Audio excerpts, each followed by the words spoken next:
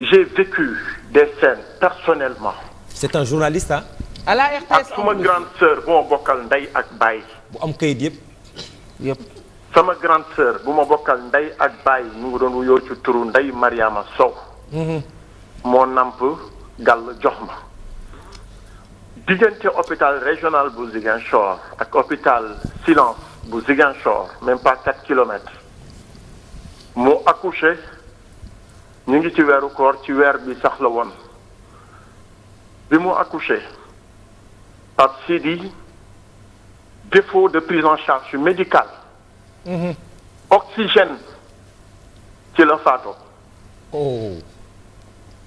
doomam mu nekkoon sama loxo màggee sama loxo ba ni mu toll ma mayee ko mu sëy sama waajur bu jigéen fii ci CTO la nelawoo ci défaut de prise en charge correcte médicale. ci yàlla. suma waajur bu góor dans condition la wàccee liggéey ci hôpital régional bu Ziguinchor li may wax docteur Fatima mi ngi Paris actuellement dégg na ko xam na li may wax pour vous dire que les gens meurent en silence dans nos hôpitaux de manière injuste, illégale, anormale. Comment tu peux comprendre que permanence nuit amul ci benn hôpital bu Sénégal bu benn professeur di fanaan tous les médecins ñu ngi ci clinique privée yi et ça c'est le regret que j'ai pour le Sénégal que nous voulons rêver que le Sénégal que nous rêvons quand le service public ne peut plus assurer le minimum pour les concitoyens. On a énormément de concitoyens yoo xam ne service public mënatul leen dara ci ñoom du seen jàng. massa grand massa. du seen école du alimentation bu baax du service de santé bu baax tey jii lépp loo bëgg ci lu baax da nga naan nañ leen dem ci privé bi c'est pas normal et ce sont ces mêmes qui devaient servir le service public ñoom ñoo nekk dans le privé di xarmat du matin midi soir pour lan des gains de la vie ñu nekk fii di tabax ay immeuble du n'importe quoi 2 médecins qui sortent même pas 1 an ñu nekk dans un luxe insolent ci loolu la ñuy dund Sénégal. Comment on peut être dans une société qui se nomme le Sénégal, dans un pays qui se nomme le Sénégal à l'état actuel pour nga faju benn vaccin pour nga am ko c'est un problème vaccin de prévention pour que nga am benn prise en charge médicale bu normal c'est un problème et on se dit dañuy nekk sur la voie de l'émergence. Il est bon de créer des structures, il est bon de construire, il est bon de faire, mais sans une conscience professionnelle ce n'est que ruine de l'âme. Il ne faut pas que ñu ragal wax dëgg mooy mujj. Il faut qu'on assure le strict minimum dans les bas-fonds du Sénégal. Demal à Sédhiou, demal à Kolda où il n'y a pas un seul gynécologue. ngeen bëgg nit ñi duñu dee foofu dinañu dee tant qu'on continue à penser que le luxe c'est Dakar, tant qu'on continue à faire croire que c'est Dakar la vie, tant qu'on continue à investir à Dakar au détriment des régions, lii la ñuy jël. Il faut qu'on repense notre système. Suñu hôpitaux yi boo demee ce qui est le plus élémentaire mooy le service d'accueil nga yegg si ñu ne la dal ak jàmm fan nga bëgg a dem demal ci hôpitaux yi ma main sur le très saint Coran ci weeru koor la ñu ne yàlla bu ma fanaan tu n'as même pas un interlocuteur fiable nga jógee fa dem dans nos urgences c'est des mouroirs qu'on est en train de créer en longueur de journée. Pas Sylvie, il faut qu'on repense notre système. Il faut qu'on repense notre système de santé. Il faut qu'on repense. Et que l'homme, nous savons que le Sénégal, ce n'est pas les 4 coins de la ville de Dakar. Fini, c'est devenu infernal. on apprend des leçons mais on les récite mal notre système de démocratie dafa war a am tey jii une démocratie territoriale et équitable amul pour nga am tey benn bëñ bu lay métti da ngay jógee dañee Touba ba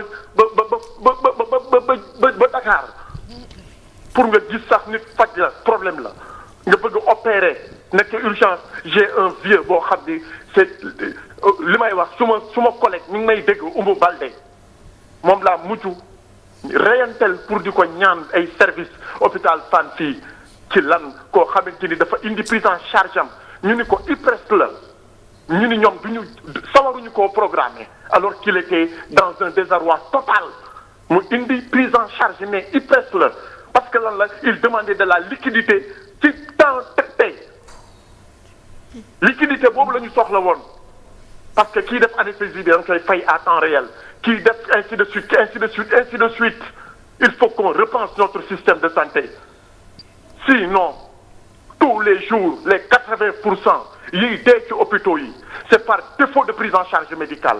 ngeen baal ma ak. grand Abbas ngeen baal ma ak. jërëjëf.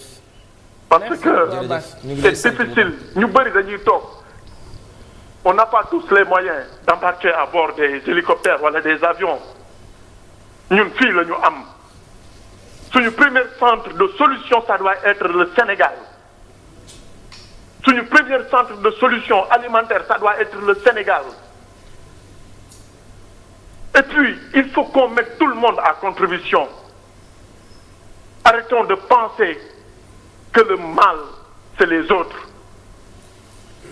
tey kii la ñun ñëpp ñu ngi koy jooy mais dans 2 jours on va tourner et verrouiller le système nekkaat ci leneen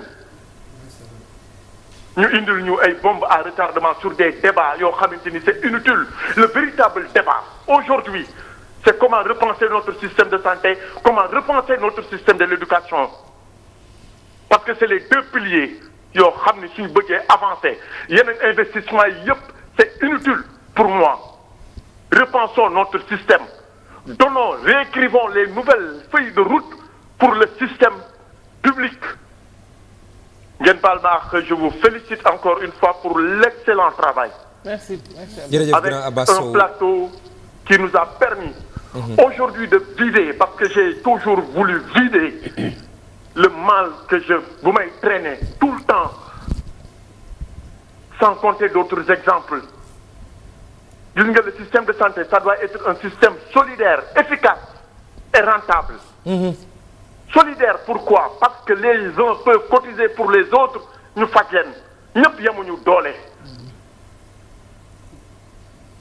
jërëjëf ça doit être un système performant qui veille sur l'équité territoriale professeurs yi nga xam ni ils se sont tous serrés à Dakar dañu war a dem dans les régions ñu dem nekk fa en permanence mais tu vas dans les régions moi j'ai eu la chance de faire le tour du Sénégal mais pour nga gis fa sax quelqu'un koo xamante ni il est responsable médicalement c'est un problème wallahi li may wax nii du lu ñuy inventé lu fi am la bu ko ministre Abdoulaye Diouf Sarr bëggee na ko indi suba ñu tegal ko sur la table du lu ñuy werante wala lu ñuy lam-lame. biñ toogee ci plateau bi ba léegi maa ngi koy woo. 10 000 Sénégalais bu ñu lay seetaan dans les régions ñu ngi ko loolu la ñuy dund tey jii ñu ngi wax et puis ensuite il faut qu'on arrête sama page 5000 moo fi nekk sur des systèmes qui ne sont pas efficaces. ay plan Sésame ci yooyu yëpp c'est bien beau mais l'essentiel c'est de mettre un système boo xamante ni ça va être un système efficace moins lourd accessibilité c'est bien beau proximité c'est bien beau mais li gën c'est que les médecins les professeurs soient accessibles ngeen baal ma ak je félicite ma sœur Bijou et je félicite ñëpp ñu toog ci plateau bi di ñaan yàlla lii na nekk un débat périn fi ngeen ko teg nii foofu la c'est ça la télévision c'est de prendre en charge en temps réel les préoccupations des Sénégalais loolu kese mooy def seen efficacité loolu moo leen ni may ndam ngeen baal ma ak maa ngi nuyu ñëpp di baalu ñëpp ak su ma xool fees na tooy na mais je pensais que il fallait que je vide parce que c'est l'opportunité que j'avais ngeen baal maa xaw asalaamaaleykum wa rahmatulahi taala wa barakatu. Bijou ce qui est plus intéressant mooy kii doon woote c'est un fonctionnaire de l'État RTS lay liggéey. Abbas Sow. léegi imaginez man mi nga xam ne sama yaay day xëy dem jënd lujum ñeenti téeméer jaay ba ngoon mu dàq ci ñaari téeméeri bénéfice bu wopp fu mu jëm. Pape Sidi en plus bi muy wax ki ñuy laaj liquidité. fekk na mu am prise en charge médicale. mais Sénégal ñaata travailleurs ñoo fi nekk amuñu ko. les gens sont fatigués il y a que des maux dans ce pays. et 89% des Sénégalais ne sont pas. te ñiy liggéey bëriwul pris en charge par l'État. te Pape Sidi te ñan ñoo ciy liggéey. Adjara may leen Adjara mu ñëw. d'accord mais juste très rapidement dama bëggoon juste interpeller aussi cette question où on parle des médecins qui se fédèrent et qui veulent pas se prononcer su jëye yi amee. je prends un exemple bi fi benn bébé décédé woon je me rappelle bi ma doon def reportage bi des personnes ressources c'était tout un problème d'avoir un médecin qui peut t'expliquer c'est quoi fonctionnement néonatal et tout ça parce que nee nañ non c'est parce que c'est un confrère c'est